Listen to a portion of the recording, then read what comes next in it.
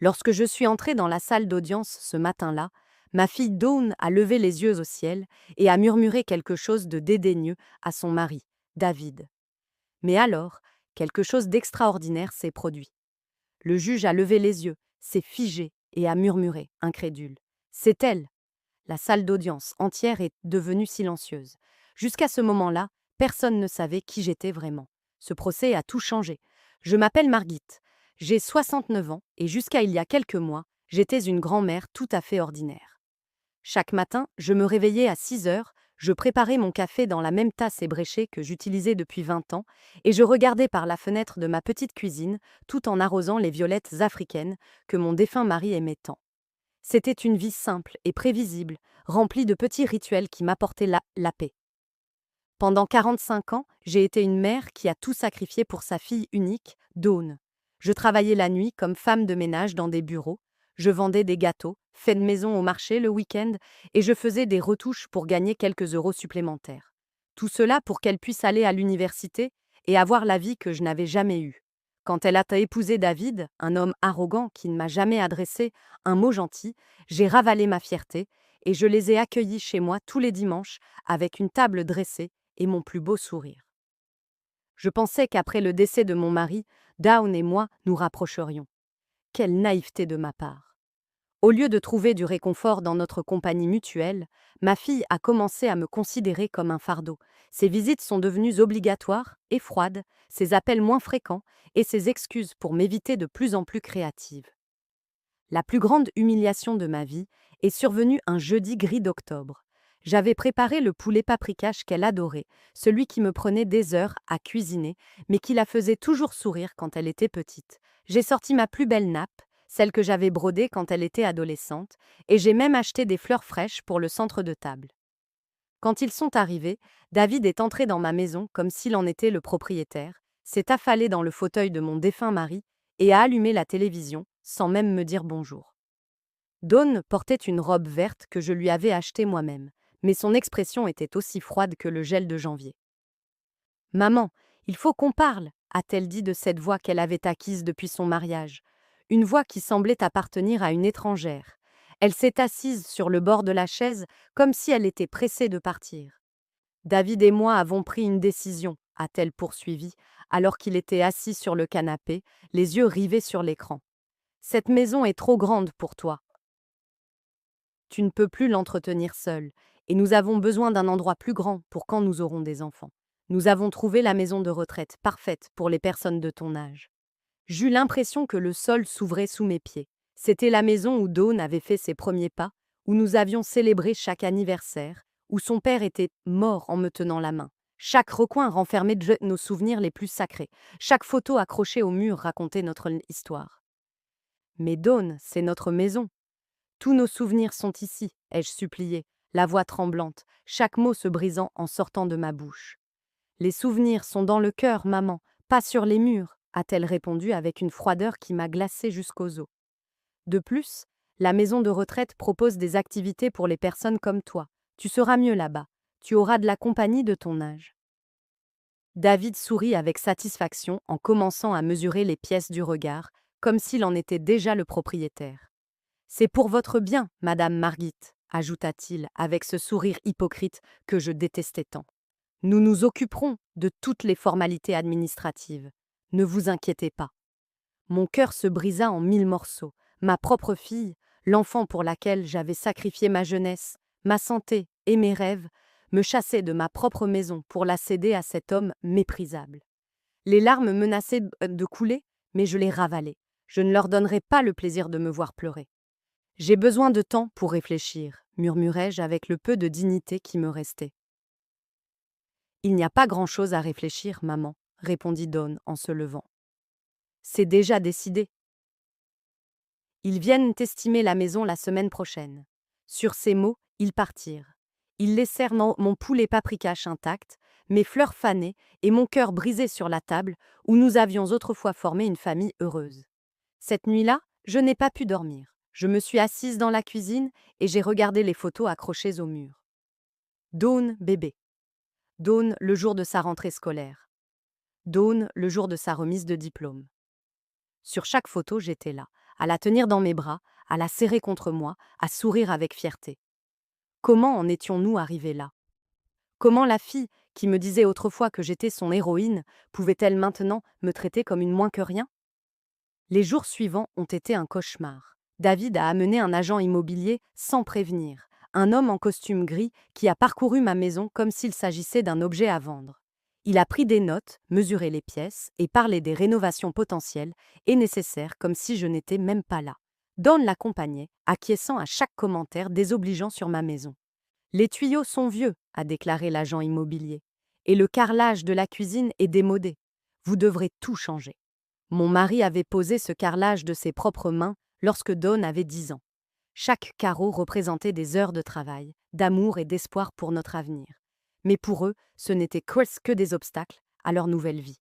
L'humiliation a atteint son paroxysme lorsque Dawn a ramené à la maison des brochures sur la maison de retraite.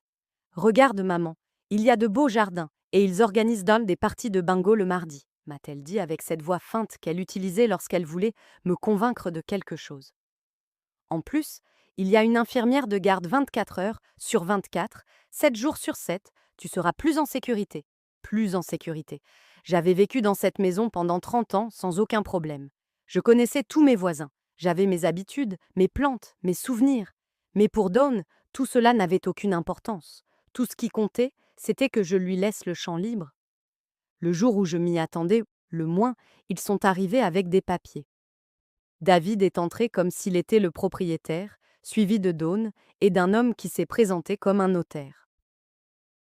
Madame Margit, nous avons tous les documents nécessaires pour le transfert de propriété. Il ne nous manque plus que votre signature. Le transfert? Ai-je demandé, perplexe. Je pensais que vous alliez vendre la maison. Dawn a évité mon regard. Eh bien, David et moi avons décidé de la garder. Il vaut mieux pour la famille de conserver ses propriétés. C'est là que j'ai tout compris. Il ne voulait pas seulement que je parte, il voulait s'approprier ma maison, l'héritage que mon mari et moi avions construit avec tant d'efforts. C'était un vol déguisé en préoccupation filiale. Je ne signerai rien, ai-je déclaré d'une voix aussi ferme que possible. David s'est levé brusquement, le visage complètement transformé, laissant apparaître l'agressivité qu'il avait toujours cachée lorsque mon mari était en vie. Madame, vous n'êtes plus en mesure de prendre des décisions. Dawn est votre seule héritière, et elle agit dans votre intérêt. C'est ma maison, ai-je crié, surprise par ma propre force, et je ne partirai pas. Maman, ne rend pas les choses plus difficiles, a murmuré Dawn, montrant enfin un certain malaise. Tu sais que tu ne peux pas continuer à vivre seule. La semaine dernière, tu as oublié d'éteindre la cuisinière à gaz. C'était un mensonge. Je n'avais jamais oublié d'éteindre le gaz. Mais David sourit comme s'il venait de trouver l'excuse parfaite. Allez, Dawn, ta mère ne va pas bien. C'est dangereux de la laisser seule. L'avocat s'éclaircit la gorge. Madame, si vous ne signez pas volontairement, nous devrons peut-être envisager d'autres options juridiques. Une procédure d'incapacité mentale, par exemple. Je sentais le monde se refermer sur moi. Ma propre fille était prête à me faire déclarer incapable pour me voler ma maison. L'homme que j'avais accepté comme gendre me menaçait dans mon propre salon, et moi, une femme de 69 ans, j'étais complètement seule contre eux. J'ai besoin de temps, murmurai-je, vaincue. Vous avez une semaine, dit David froidement. Ensuite, nous ferons ce que nous avons à faire. Quand ils sont partis, je me suis effondrée dans le fauteuil de mon mari et j'ai pleuré comme je n'avais plus pleuré depuis ses funérailles. J'ai pleuré pour la fille que j'avais perdue, pour la maison qu'il m'enlevait, pour la vie qui s'écroulait autour de moi. Je me sentais trahie, humiliée, complètement sans défense. Cette nuit-là, pour la première fois de ma vie, j'ai envisagé d'abandonner. Peut-être avait-il raison.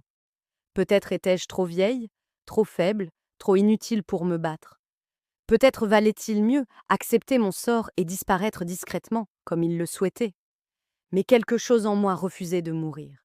Une petite flamme de dignité brûlait encore dans ma poitrine. Je n'allais pas les laisser me piétiner sans me battre. Pas après une vie de sacrifice et de dévouement. Le lendemain, Dawn est revenue seule. Pendant un instant, mon cœur s'est rempli d'espoir. Peut-être avait-elle reconsidéré sa décision. Peut-être était-elle venue me demander pardon. Comme j'avais tort. Maman, je suis venue t'aider à faire tes cartons, m'a-t-elle dit de cette voix robotique qu'elle avait adoptée. J'ai apporté des cartons. On peut commencer par tes vêtements. Je la fixai du regard, cherchant une trace de la fille que j'avais élevée, mais je ne trouvais qu'une étrangère, froide et calculatrice. Dawn, réfléchis-y à 2 fois. Je suis ta mère. C'est exactement pour ça que je fais ça, répondit-elle sans me regarder dans les yeux. Parce que je t'aime et que je veux ce qu'il y a de mieux pour toi. L'amour, c'était de l'amour. Me dépouiller de ma maison, de ma dignité, de tout ce qui me restait. C'était de l'amour. Au cours des heures qui suivirent, Dawn commença à emballer mes affaires comme si elles n'avaient aucune valeur. Elle prit mes photos de famille et les fourra négligemment dans des cartons. Elle emballait les livres que mon mari m'avait offerts, la vaisselle de mon service de mariage, les nappes que j'avais brodées au cours de nombreuses nuits blanches. Cette robe est tellement vieille, maman. Je ne pense pas que tu en aies besoin, a-t-elle dit en brandissant ma robe de deuil, celle que j'avais portée aux funérailles de mon mari. Laisse-la, l'ai-je supplié. S'il te plaît, laisse-la. Mais elle l'avait déjà mise dans un sac de dons. Ma douleur n'avait pas d'importance. Mes sentiments n'avaient pas d'importance. Je n'avais pas d'importance. Le coup de grâce a été lorsqu'elle a trouvé mon coffret à bijoux. À l'intérieur se trouvait mon alliance, les boucles d'oreilles que mon mari m'avait offertes pour notre 20e anniversaire et une petite chaîne en or qui avait appartenu à ma mère. Ces bijoux seront plus en sécurité dans un coffre-fort, a déclaré Dawn, en les mettant dans son sac à main. Ils pourraient être perdus ou volés à la maison de retraite.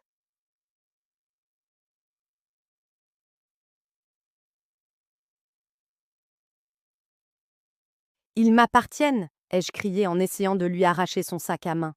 Maman, tu t'énerves beaucoup. Cela ne fait que confirmer que tu ne peux pas prendre soin de toi, a-t-elle répondu avec un calme écœurant qui m'a glacé le sang. À ce moment-là, j'ai su que j'avais perdu ma fille pour toujours. La Dawn que je connaissais était morte, et à sa place se trouvait cette femme sans cœur, manipulée par David et aveuglée par la cupidité. Cette nuit-là, lorsque Dawn est partie, emportant avec elle mes bijoux et mes souvenirs les plus précieux, je me suis retrouvée seule dans ma maison à moitié vide. Les murs nus me rappelaient le peu qui me restait, à quel point il leur avait été facile de démanteler toute une vie. Je ne pouvais plus manger, je ne pouvais pas dormir. Assise sur le sol de mon salon, entourée de cartons ouverts et de souvenirs éparpillés, je me demandais comment j'en étais arrivée là, à quel moment j'étais devenue invisible, quand j'avais cessé d'avoir de l'importance. Les jours suivants ont été un véritable enfer. David venait tôt chaque matin pour superviser le processus, comme si j'étais incapable de faire mes cartons toute seule.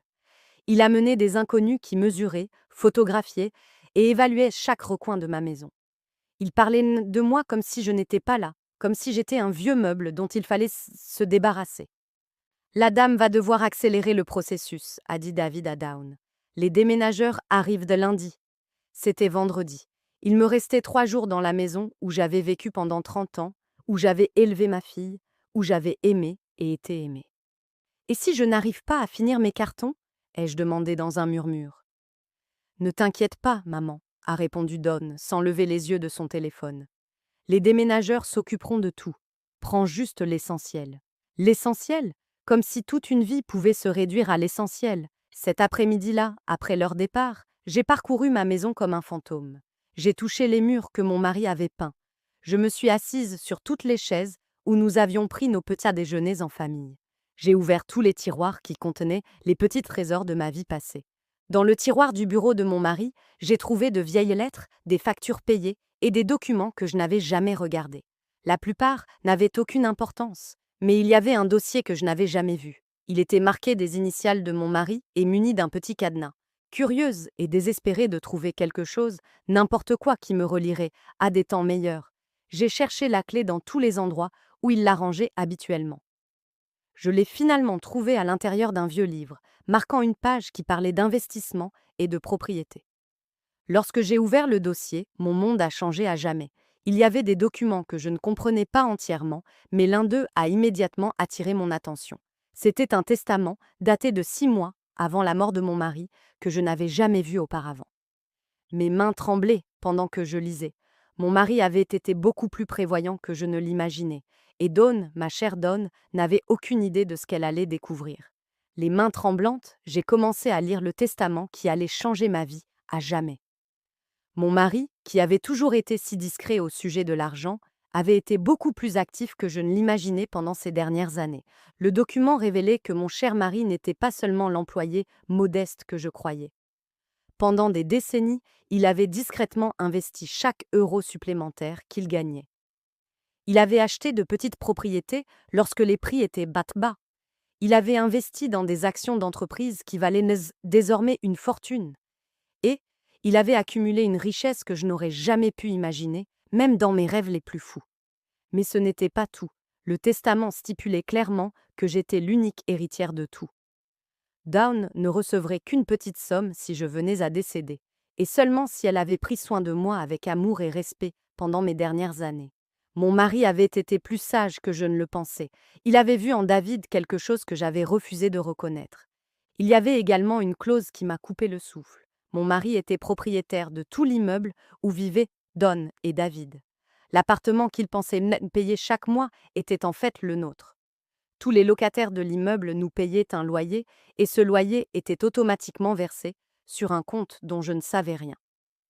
Les doigts tremblants, j'ai fouillé dans les papiers jusqu'à trouver les relevés bancaires. Le montant était astronomique.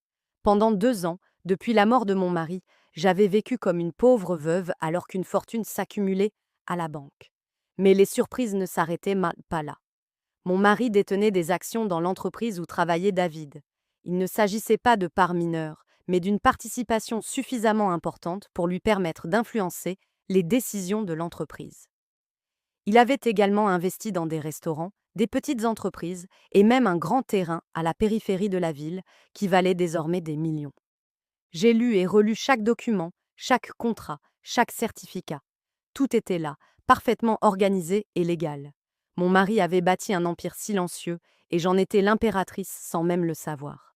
Mais ce qui m'a le plus marqué, c'est une lettre personnelle que j'ai trouvée à la fin du dossier. Elle était écrite de la main de mon mari et m'était adressée. Ma très chère Margit, disait la lettre, si tu lis ces lignes, cela signifie que je ne suis plus à tes côtés et que tu as trouvé ce trésor que je gardais pour toi. Pardonne-moi de ne pas te l'avoir dit de mon vivant, mais je voulais que ce soit une surprise pour tes années dorées. Tu as toujours travaillé si dur. Tu t'es toujours tellement sacrifié pour Dawn et moi que je voulais m'assurer que tu ne manquerais jamais de rien. Des larmes ont commencé à couler sur mes joues tandis que je continuais à lire. Je dois aussi vous avouer quelque chose. Je n'ai jamais complètement fait confiance à David. Il y a quelque chose chez lui qui me déplaît, une ambition qui m'inquiète. C'est pourquoi j'ai tout organisé de cette façon. Si Dawn prend soin de vous et vous respecte comme vous le méritez, elle aura une vie confortable. Mais si jamais elle vous traite mal ou essaie de profiter de vous, vous avez tous les moyens de vous protéger. Mon mari avait prévu exactement ce qui allait se passer. Il avait vu clair dans le jeu de David dès le début et avait préparé ma défense avant de mourir. Utilise ce pouvoir à bon escient, mon amour, non pas pour faire du mal, mais pour te protéger et pour enseigner. Au fond, Dawn est une bonne personne, elle est juste confuse. Mais si tu as besoin de te défendre, tu as désormais les outils pour le faire. Signé, ton mari qui t'aime pour l'éternité. Je me suis assise sur le sol de mon salon, entourée de documents valant des millions, pleurant l'homme sage que j'avais perdu et la fille que j'étais sur le point de perdre. Mais pour la première fois depuis des mois, ce n'était pas des larmes de défaite, c'était des larmes de gratitude, d'espoir et oui, aussi de satisfaction silencieuse. Dawn et David pensaient qu'ils me dépouillaient de tout. Ils ne savaient pas que je possédais l'immeuble où ils vivaient, les actions de l'entreprise où ils travaillaient et des propriétés dans toute la ville. Ils pensaient qu'ils me chassaient de ma maison pour s'en emparer, sans savoir que cette maison était la chose la moins précieuse que je possédais. Cette nuit-là, je n'ai pas dormi. Mais pour la première fois depuis des semaines, ce n'était pas à cause de la tristesse. C'était parce que mon esprit travaillait, planifiait, calculait. Mon mari m'avait donné plus que de l'argent. Il m'avait donné du pouvoir et je devais maintenant décider comment l'utiliser. Le lundi matin est arrivé avec une pluie légère qui tambourinait contre les fenêtres. Dawn et David sont arrivés tôt, avec les déménageurs, s'attendant à me trouver prête à partir. Au lieu de cela, ils m'ont trouvée assise calmement dans mon fauteuil préféré, en train de siroter mon thé, comme si c'était un jour comme les autres. « Maman, qu'est-ce que tu fais? Les déménageurs sont déjà là, dit Dawn avec cette impatience qu'elle avait développée. Je ne pars plus, répondis-je avec un calme qui me surprit moi-même. David s'approcha, avec ce sourire menaçant que je connaissais si bien. Madame Margit, nous en avons déjà parlé. Vous n'avez pas le choix.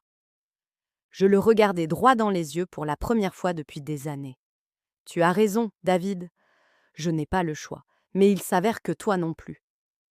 Quelque chose dans mon ton a dû les alerter, car Dawn s'est approchée avec une expression inquiète. De quoi parles-tu, maman? Je parle du fait que je viens de découvrir quelque chose de très intéressant au sujet de ma situation financière, ai-je dit en prenant une autre gorgée de thé. Mais ne t'inquiète pas, tu comprendras tout bientôt. David et Dawn m'ont regardé avec cette expression qu'ils réservaient au moment où ils pensaient que je disais n'importe quoi. Mais je n'étais plus la même femme effrayée de la semaine précédente. J'avais un plan et surtout, j'avais le pouvoir de le mettre à exécution. Maman, arrête de jouer, a dit Dawn avec irritation. Les déménageurs attendent et ils ont d'autres clients après nous. Alors ils peuvent partir, répondis-je calmement, parce qu'ils ne déménageront rien ici. David se leva brusquement. Madame, je pense que vous ne comprenez pas la situation. Vous n'avez plus le choix dans cette affaire. Au contraire, David, dis-je calmement, je pense que c'est vous qui ne comprenez pas la situation. Je me levai lentement de ma chaise et me dirigeai vers le bureau où j'avais laissé certains des documents que j'avais trouvés. Pas tous, juste quelques-uns dont j'avais besoin pour cette conversation. Saviez-vous que votre appartement, celui dans lequel vous vivez depuis 3 ans, n'a jamais été payé au véritable propriétaire? Dawn fronça les sourcils. De quoi parlez-vous? Nous payons religieusement chaque mois. Oui, mais vous le payez à une société de gestion immobilière qui, à son tour, me verse l'argent parce que je suis propriétaire de tout l'immeuble. Le silence qui suivit fut assourdissant. David fut le premier à réagir par un rire nerveux. C'est impossible. Vous vivez avec une maigre pension. Je vivais avec une pension parce que j'avais choisi de le faire, répondis-je, savourant chaque seconde de leur confusion. Mon mari était beaucoup plus intelligent que nous ne l'imaginions. Je leur ai montré l'un des titres de propriété. Dawn l'a pris avec des mains tremblantes et l'a lu 1, 2, 3 fois. Ce n'est pas possible, a-t-elle murmuré. C'est aussi vrai que le fait que vous vouliez me jeter hors de ma propre maison pour vous en emparer. Mais il s'avère que cette maison est la chose la moins précieuse que je possède. David arracha le document des mains de Dawn, son visage pâlit à mesure qu'il lisait. Ce doit être un faux, un document falsifié. Vous pouvez le vérifier quand vous voulez, dis-je avec un sourire que je n'avais pas ressenti depuis des mois. En fait, je vous encourage à le faire. Dawn s'effondra sur le canapé, comme si ses jambes avaient été coupées. Pourquoi ne nous avez-vous jamais rien dit? Parce que je ne le savais pas moi-même jusqu'à il y a 3 jours. Ton père a gardé ce secret pour me protéger. Quel visionnaire il était. David se mit à faire les 100 pas dans la pièce, visiblement agité. Cela change tout, Dawn. Si ta mère est vraiment propriétaire de l'immeuble, cela signifie qu'elle peut nous expulser quand elle le souhaite. Ainsi que tous les autres locataires qui me paient leur loyer. Attends, depuis 2 ans, complétai-je à sa place. Tu ne peux pas faire ça, dit Dawn, la voix brisée. Nous sommes une famille. Une famille? Le mot sortit de ma bouche avec plus d'amertume que je ne l'aurais voulu. Comme quand tu allais me déclarer mentalement incapable pour me voler ma maison. Comme quand tu as emballé mes souvenirs comme s'ils étaient des déchets. Comme quand tu as pris les bijoux de ma mère. Dawn se mit à pleurer. Mais ce n'étaient loin de plus les larmes manipulatrices qu'elle avait appris à utiliser. C'étaient d'autres des larmes de véritable terreur. Maman, s'il te plaît, on peut arranger ça. Tout ça, c'était l'idée de David. Dawn, hurla David, furieux qu'elle lui fasse porter le chapeau. C'est vrai, continua-t-elle en l'ignorant. Il m'a convaincu que c'était la meilleure solution pour toi. Il a dit que tu perdais la mémoire, que tu ne pouvais plus prendre soin de toi. Et tu l'as cru? Demandai-je, le cœur brisé une fois de plus. Tu connais si peu ta mère que tu l'as cru plutôt que ton intuition? Les déménageurs, qui attendaient à l'entrée, s'approchèrent, perplexes. Excusez-moi, vous emportez les affaires ou pas? Parce que nous avons un autre travail dans 1 heure. Non, répondis-je fermement. Rien ne sera déménagé ici. Vous pouvez partir. David s'approcha de moi avec cette agressivité qu'il avait toujours cachée. Ce n'est pas fini, vieille femme. Nous allons contester ces documents. Nous allons prouver qu'ils sont faux. Allez-y, dis-je, imperturbable. En attendant, j'espère que vous avez assez d'argent de côté pour trouver un autre endroit où vivre, car le premier jour du mois prochain, vous recevrez un avis d'expulsion. Vous ne pouvez pas nous faire ça, cria David, perdant complètement son sang-froid. Je peux et je le ferai. Mais ne vous inquiétez pas, je serai juste, je vous accorderai les 30 jours prévus par la loi. Dawn se leva brusquement du canapé. Maman, s'il te plaît, tu dois comprendre. David m'a dit que si je ne te convainquais pas de déménager, il me quitterait. Il m'a dit qu'il ne supportait pas de vivre en sachant que tu étais seule, ici, en danger.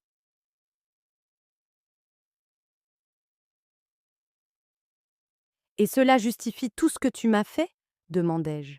Cela justifie de me traiter comme une moins que rien, d'emballer mes souvenirs sans ménagement, de prendre les bijoux de ta grand-mère? Je vais te les rendre tout de suite, dit Dawn en fouillant désespérément dans son sac à main. C'est trop tard pour ça, Dawn.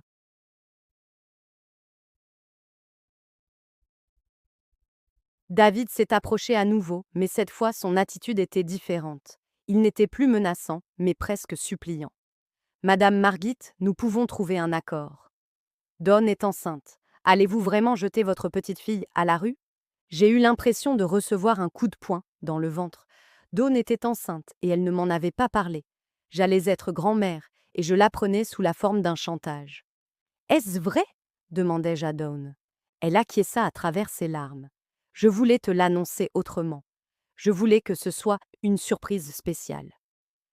Comme la surprise de me jeter hors de ma maison, répondis-je, même si je sentais ma résolution commencer à vaciller.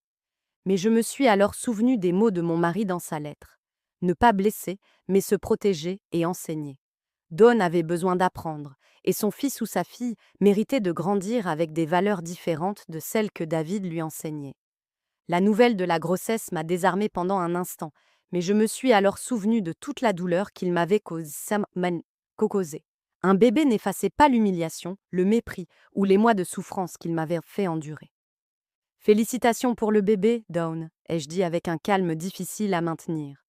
Mais cela ne change rien à ce que tu m'as fait. Maman, s'il te plaît, a supplié Dawn. Pense à ton petit enfant. Veux-tu vraiment qu'il grandisse sans connaître sa grand-mère? Sa grand-mère a toujours été là, ai-je répondu. C'est vous qui avez décidé de vous débarrasser de moi. David tente une dernière manipulation. Madame Margit, si vous avez vraiment autant d'argent que vous le dites, pourquoi ne pas nous aider au lieu de nous punir? Nous pourrions être une famille unie. Je le regardais avec le mépris qu'il méritait. Une famille unie? Comme lorsque vous avez menacé de me faire déclarer mentalement incapable? Comme lorsque vous avez monté ma fille contre moi? Je n'ai jamais. Tais-toi, David, l'interrompis-je avec une autorité que je ne me connaissais pas. J'en ai assez entendu de tes mensonges. Les déménageurs étaient les partis, nous laissant seuls dans la tension qui régnait dans toute la maison. Dawn pleurait en silence, David faisait les 100 pas comme un animal en cage, et je me sentais étrangement calme pour la première fois depuis des mois. Voici ce qui va se passer, ai-je annoncé. Tu as 30 jours pour trouver un autre endroit où vivre. Pendant ce temps, je ne veux pas te voir ici, sauf en cas d'urgence réelle. Et après? A demandé Dawn, la voix brisée. Après, nous verrons si tu as appris quelque chose sur le respect et la famille. David a explosé. C'est du chantage émotionnel. Tu utilises ton argent pour nous manipuler. Manipulation? Ce mot m'a fait rire amèrement. Comme quand tu as utilisé ma prétendue incapacité mentale pour me manipuler. Comme quand tu as utilisé l'amour d'une mère pour me faire chanter. C'est différent, a murmuré David, mais il ne semblait même plus convaincu lui-même. Tu as raison, admis-je, c'est différent, parce que j'ai réellement le pouvoir que j'utilise. Dawn se leva lentement du canapé. Y a-t-il quelque chose que nous puissions faire pour te faire changer d'avis?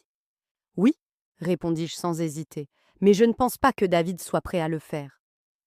Qu'est-ce que c'est? Demanda-t-elle, s'accrochant à cet espoir. Je veux des excuses sincères et authentiques pour toutes les humiliations que vous m'avez infligées. Je veux que vous admettiez que vous m'avez traité comme une moins que rien. Et je veux que David admette que tout cela était son idée. Le visage de David devint rouge de colère. Je ne m'humilierai jamais devant vous. Alors préparez-vous à déménager, dis-je simplement. Dawn le regarda d'un air suppliant. David, s'il te plaît, c'est ma mère, C'est ta belle-mère, nous pouvons ravaler notre fierté pour notre enfant. Non, hurla-t-il. Je ne vais pas m'incliner devant cette vieille femme manipulatrice. L'insulte resta suspendue dans l'air comme une gifle. Dawn resta bouche bée, voyant enfin son mari sans les lunettes de l'amour aveugle. Vieille femme manipulatrice, ai-je répété doucement. Intéressant. C'est vraiment ce que tu penses de moi, David? Non, a murmuré Dawn, mais il avait déjà perdu le contrôle. Oui, c'est ce que je pense. Une vieille femme aigrie qui ne supporte pas de voir sa fille heureuse. C'est pour ça qu'elle a inventé toute cette histoire d'argent. Inventé? Je me dirigeai vers le bureau et sortis d'autres documents. Ai-je également inventé ces relevés bancaires? Ai-je inventé ces titres de propriété? Ai-je inventé ces certificats d'action? Je posai chaque document sur la table de la salle à manger, un par un, jusqu'à ce que la surface soit recouverte de preuves irréfutables de ma fortune. Dawn s'approcha et commença à examiner les papiers avec des mains tremblantes. Oh mon Dieu, maman, c'est vrai. Tout est vrai. Tout à fait vrai, ai-je confirmé. Et maintenant, tu comprends pourquoi ton mari est si désespéré de me discréditer. David a tenté un dernier coup. Dawn, tu ne peux pas croire que ta mère ait caché tout cela pendant des années. C'est une menteuse. Non, a soudainement crié Dawn, nous surprenant tous. Arrête, David, arrête tout simplement. Elle se tourna vers moi, les joues baignées de larmes. Maman, pardonne-moi pour tout, tu as raison, je t'ai traité comme une moins que rien, je t'ai pris tes souvenirs, tes bijoux, ta dignité. Et le pire, c'est que je l'ai fait parce qu'il m'a convaincu que tu étais un fardeau. Dawn, ne l'écoute pas, tenta David, mais elle l'ignora complètement. Il m'a rempli la tête de mensonges sur ta santé mentale, sur les dangers de te laisser vivre seule. Il m'a fait culpabiliser de t'avoir laissé ici, alors que tout ce que tu voulais, c'était être chez toi. Dawn, tais-toi, lui ordonna David, mais il était déjà trop tard. Ne me dis plus jamais de me taire, lui cria-t-elle. J'en ai marre de tes manipulations, marre que tu m'utilises pour faire du mal à ma mère. Le silence qui suivit fut absolu. Pour la première fois depuis des années, Dawn avait défendu quelque chose qu'elle croyait juste au lieu de suivre aveuglément les ordres de son mari. David la regarda, avec une froideur qui me glaça jusqu'aux os. Si tu choisis ta mère plutôt que moi, Dawn, cette relation est terminée. Dawn resta immobile pendant un moment, digérant cet ultimatum. Puis, à ma grande surprise, elle se redressa et le regarda droit dans les yeux. Alors c'est fini, dit-elle d'une voix que je ne lui avais jamais entendue auparavant. David était paralysé, comme s'il n'arrivait pas à croire ce qu'il venait d'entendre. Pendant des années, il avait contrôlé chacune de ses décisions, chacune de ses pensées, chacun de ses gestes, et maintenant, pour la première fois, elle lui avait dit non. « Tu n'es pas sérieuse, murmura-t-il avec un sourire nerveux. Tu es enceinte, Dawn. Tu ne peux pas élever un enfant toute seule. Je ne serai pas seule, répondit Dawn en me regardant pour la première fois depuis des mois avec quelque chose qui ressemblait à de l'amour. J'ai ma mère. Mais je n'étais pas prête à pardonner aussi facilement. Les mois d'humiliation, les nuits passées à pleurer, le sentiment d'avoir perdu ma fille unique. Tout cela ne disparaissait pas en quelques mots. Dawn, dis-je doucement, j'apprécie que tu aies enfin ouvert les yeux, mais cela ne répare pas tout ce qui s'est passé. Son visage s'assombrit. Maman, s'il te plaît, je sais que je ne mérite pas ton pardon, mais je suis prête à faire tout ce qu'il faut. David, voyant qu'il perdait le contrôle de la situation, adopta une attitude différente. Il s'agenouilla soudain devant moi, avec un air repentant que je savais faux. Madame Margit, vous avez raison, tout est de ma faute. J'ai convaincu Dawn que vous ne pouviez pas prendre soin de vous-même. Je l'ai poussé à prendre des décisions difficiles. Pardonnez-moi, s'il vous plaît. Je l'ai regardé, éprouvant un mélange de satisfaction et de dégoût. C'était pathétique de le voir ramper, après des mois d'arrogance. Tu me demandes pardon maintenant, David? Maintenant que tu découvres que je ne suis pas la pauvre vieille femme sans défense que tu croyais que j'étais? J'avais terriblement tort, a-t-il poursuivi avec ce numéro que je connaissais bien. Laisse-moi me rattraper, nous pouvons former une famille heureuse. Une famille heureuse, répétai-je. Comme lorsque vous avez menacé de me faire déclarer mentalement incapable? C'était une erreur. Comme lorsque vous m'avez traité de vieille femme manipulatrice il y a 5 minutes. David déglutit péniblement, réalisant que chaque mot qu'il avait prononcé était utilisé contre lui. J'étais bouleversée. Je ne savais pas ce que je disais. Non, ai-je répondu fermement. Tu savais exactement ce que tu disais. Tu montrais ton vrai visage pour la première fois. Je me suis tournée vers Dawn, qui observait la scène avec un regard plein de honte et de douleur. Et toi, Dawn, pendant des mois, tu m'as traitée comme une nuisance. Tu penses qu'une excuse efface tout ça? Non, a-t-elle admis, la voix brisée. Je sais que je ne peux pas effacer ce que j'ai fait, mais je peux essayer d'arranger les choses. Comment? Dawn regarda David, qui était toujours agenouillé sur le sol avec une expression suppliante. Puis, elle me regarda. En le quittant, dit-elle finalement. En quittant cet homme qui m'a convaincu de trahir la seule personne qui m'ait jamais aimé inconditionnellement. David se leva brusquement. Tu ne peux pas être sérieuse. Tu attends mon enfant. J'attends mon enfant, répondit Dawn avec une détermination qui me remplit de fierté malgré tout. Un enfant que je ne veux pas voir grandir en regardant son père, manipuler et maltraiter sa grand-mère. Dawn, tu es en train de commettre la plus grande erreur de ta vie, menaça David. La plus grande erreur de ma vie a été de t'épouser, rétorqua-t-elle. David nous regarda tous les deux avec une haine pure. Ce n'est pas fini. Je vais me battre pour obtenir la garde de mon enfant. Je vais prouver que vous êtes tous les deux fous. Avec quel argent vas-tu te battre? Demandai-je calmement. Parce que demain matin, je vais parler à ton patron. Savais-tu que je possède suffisamment d'actions dans ton entreprise pour influencer les décisions en matière de personnel? Le visage de David devint complètement pâle. Tu n'oserais pas. Après tout ce que tu m'as fait subir, bien sûr que je le ferai. C'est un abus de pouvoir, marmonna-t-il. Comme quand tu as abusé de l'amour de ma mère pour me manipuler, intervint Dawn. Comme quand tu as abusé de ma confiance pour me monter contre elle. David se dirigea vers la porte, mais s'arrêta avant de partir. Cela ne s'arrête pas là, dit-il d'une voix pleine de venin. Je vais vous détruire tous les deux. Vas-y, essaie, répondis-je imperturbable, mais fais-le ailleurs. Parce que tu as exactement 1 heure pour sortir tes affaires de mon immeuble. 1 heure? Tu avais dit que nous avions 30 jours. C'était quand Dawn était avec toi. Maintenant qu'elle est seule, tu n'as plus aucune raison de continuer à vivre dans ma propriété. David claqua la porte derrière lui, faisant trembler toute la maison. Dawn et moi nous retrouvâmes seuls pour la première fois depuis des mois, entourés d'un silence pesant et de documents qui prouvaient une réalité encore difficile à accepter. « Maman, murmura Dawn, après un long moment, pourras-tu un jour me pardonner ?» Je la regardais, cette femme de 30 ans qui venait de découvrir qu'elle avait vécu dans le mensonge, qui avait trahi sa mère pour un homme sans valeur, qui était enceinte et seule. « Je ne sais pas, Dawn, répondis-je honnêtement. Tu m'as fait beaucoup de mal. Je sais, murmura-t-elle. Et je vais passer le reste de ma vie à essayer de me rattraper. En commençant par quoi? En commençant par te rendre les bijoux de ta mère, dit-elle en sortant le petit sac qu'elle avait pris quelques jours auparavant. Et en te demandant si je peux rester ici cette nuit, je n'ai nulle part où aller. Je regardais le sac contenant les bijoux de ma mère. Puis, je regardais ma fille enceinte et seule, et je sentis mon cœur s'adoucir un peu. Une nuit, finis-je par dire. Mais demain, nous commencerons à discuter de la manière dont tu vas regagner ma confiance. Dawn acquiesça, les larmes de gratitude coulant sur ses joues. Merci, maman. Je te promets que je vais arranger les choses. Mais je savais que les promesses étaient faciles à faire et difficiles à tenir. Le véritable test allait avoir lieu dans les jours qui suivraient. Les jours suivants furent étranges et tendus.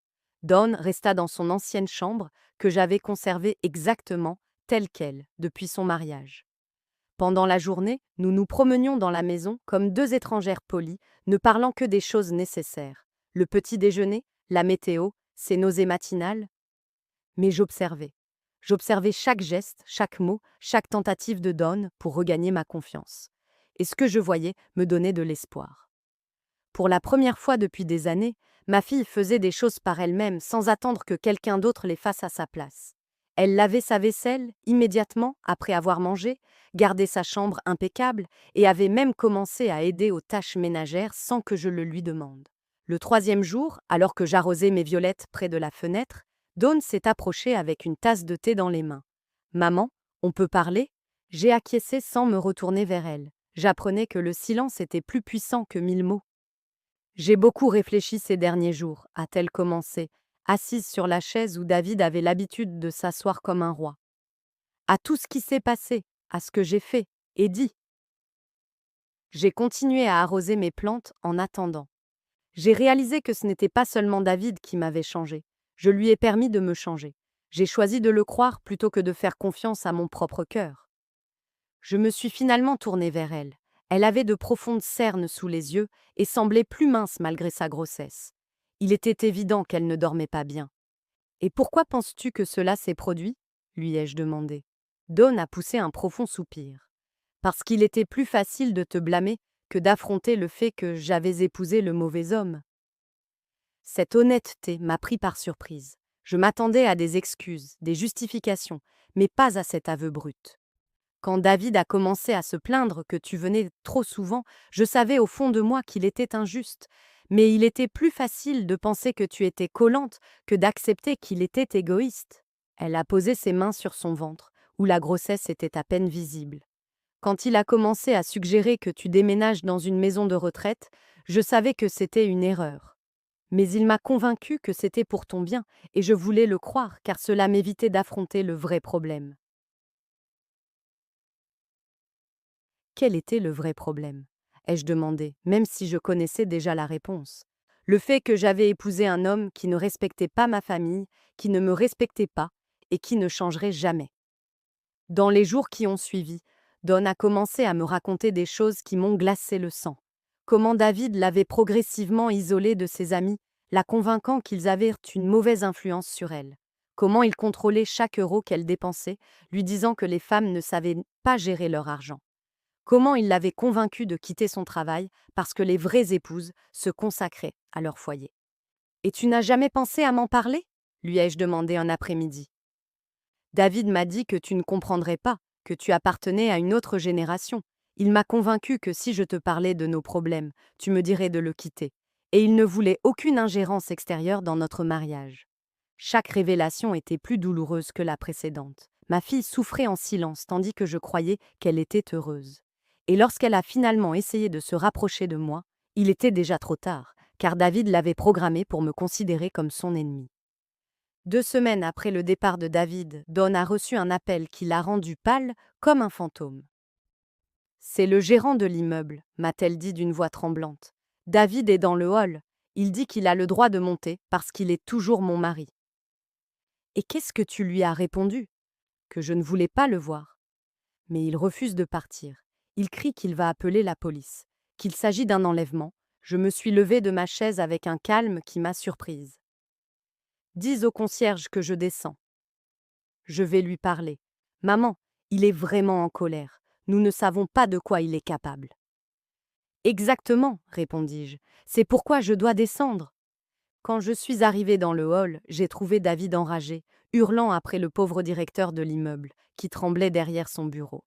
Cette vieille folle a kidnappé ma femme, criait David. Je veux que vous appeliez la police immédiatement. Bonjour David, dis-je d'une voix sereine. Il se tourna vers moi, les yeux injectés de sang. Il avait manifestement bu. Vous, rendez-moi ma femme immédiatement. Dawn est exactement là où elle veut être, répondis-je. Et si vous ne quittez pas immédiatement ma propriété, c'est moi qui appellerai la police. Ce n'est pas votre propriété. Vous êtes une menteuse. Je sortis mon téléphone et composai le numéro de mon avocate, mettant le haut-parleur. Victoria, dis-je lorsqu'elle répondit, c'est Margit.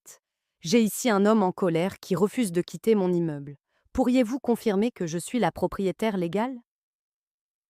Bien sûr, Madame Margit, répondit la voix claire de mon avocate. Vous êtes l'unique propriétaire de l'immeuble situé à... David se tut en écoutant la confirmation légale.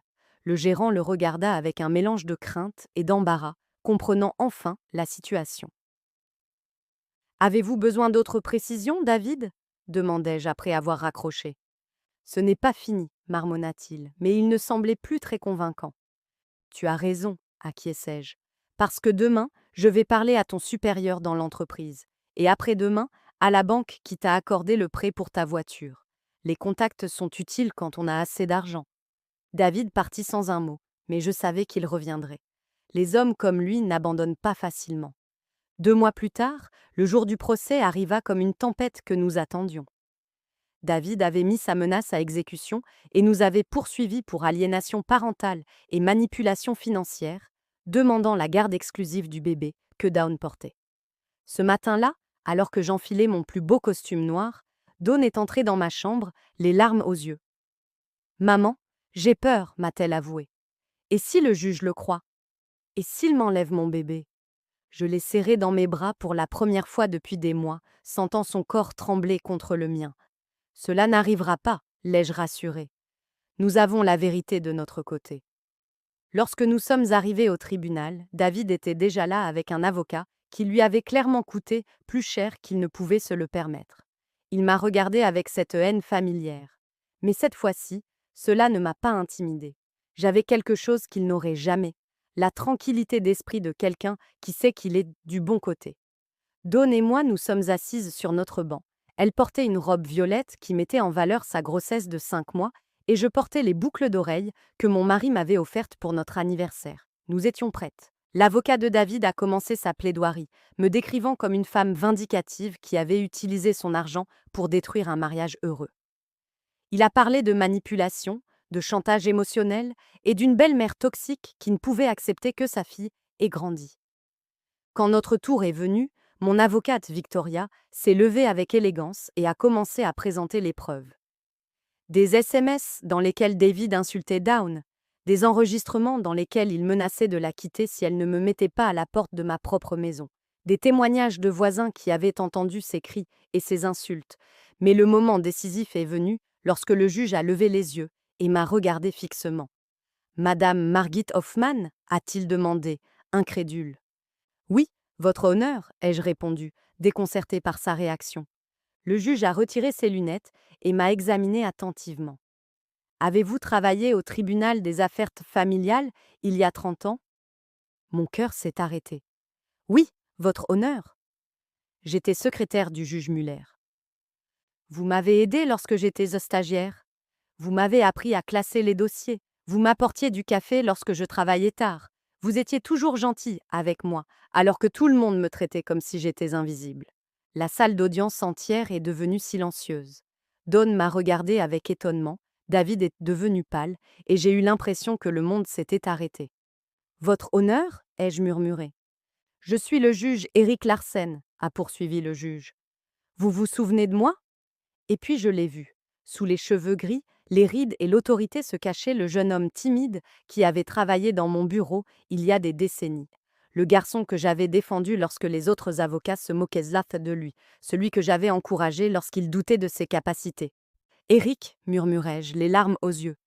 Bien sûr que je me souviens de vous. » Le juge sourit, et l'espace d'un instant, il redevint ce jeune homme peu sûr de lui, en quête d'approbation. « Je n'ai jamais oublié votre gentillesse, Madame Margit. Vous m'avez dit qu'un jour je serais un grand juge, alors que même moi, je n'y croyais pas. » David et son avocat échangèrent des regards paniqués. Ils savaient qu'ils avaient perdu avant même d'avoir commencé.